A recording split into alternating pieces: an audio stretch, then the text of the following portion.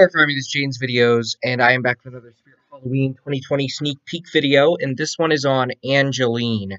Now, this is a prop that has very mixed opinions, I'd say. Probably one of the most mixed opinion props of the year. Usually there's one of those props where, like, half of the people like it, half the people hate it. I feel like this is this one for this year. Last year, it was definitely Crouchy. This year, it's definitely Angeline.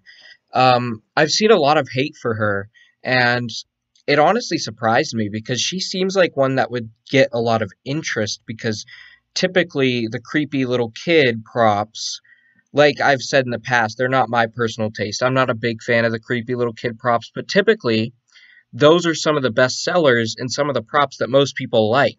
So I was surprised to see her get as much hate as she did. But I'll dive into why I think that is, and I think that's because Lonely Laura, people are kind of upset that this is similar to her and they like her more, which I will talk about Angeline herself first, and then I will discuss my thoughts on Lonely Laura, because though she is a prop from last year, and she wasn't even a spirit prop, I still wanted to compare her to Lonely Laura because they're so similar.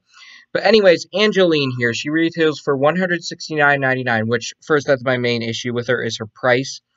Though it's not too expensive, she's only 4.1 feet tall, and that is including the tombstone. So I'd say the girl herself is probably only about 2.5 feet because she's sitting down, or maybe just 2 feet, because the tombstone looks like it'd be 2 feet, and then she'd be 2 feet, would make sense. But I don't think she's worth that price because you can't argue she has 4 animations, yes, but she's very small. So I don't think having 4 animations justifies that price because of how small she is. And her tombstone, though you get a tombstone with her too, it just looks like a plastic tombstone. Those don't retail for too much money on their own. So by adding it, I don't think she should go to $170. I think that's pretty ridiculous of a price. I'm surprised. Most people are saying that it's a perfectly fine price. I personally disagree highly on that. I think it's one of the most overpriced props this year. I think she should be $130 in all honesty. Spirit's prices this year are pretty good for the most part, but this is one that I cannot justify the price of. I think she should be $130. My other issue is the face is kind of weird when her mouth moves. It just looks kind of weird, but other than that, those are actually my only 2 issues with her. Being someone who doesn't really care for creepy little kid props that much, I feel like the ones this year I've liked a lot. And I think the reason why is because they're just creepy little kids that can be used in many different scenarios. I mean, she can only be used in a cemetery, but ones like Mommy's Favorite and stuff. Whereas in previous years, we just kept getting possessed girls over and over and over. And I like possessed props. I don't have an issue with them. They're not my personal taste, but I don't have anything wrong with them. But we just wouldn't stop getting them. And it was just non-stop possessed girls. And none of them really appealed to me. I really like Angeline. I think she's great. She has Haunted Mansion vibes to me because of the tombstone. She's not like Lonely Laura where she's a ghost. I did like how Lonely Laura was a ghost, but I like how this is just a little girl who likes the dead pretty much and likes to hang out in cemeteries. I can relate to this girl a lot.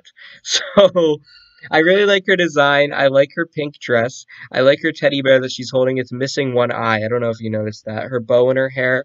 Like I said, the face is kind of weird, but I like her design other than that. Her nice little old-fashioned shoes.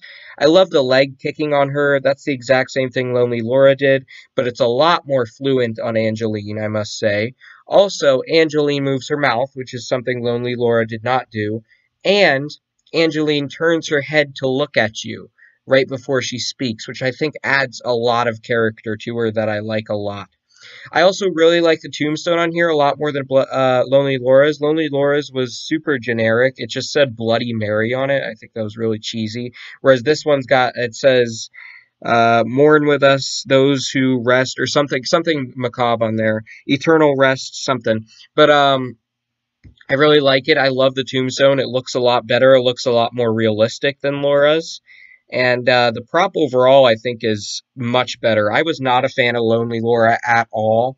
I highly disliked Lonely Laura. I think she was very plain and boring to me. She looked very cheap. She looked very cheesy.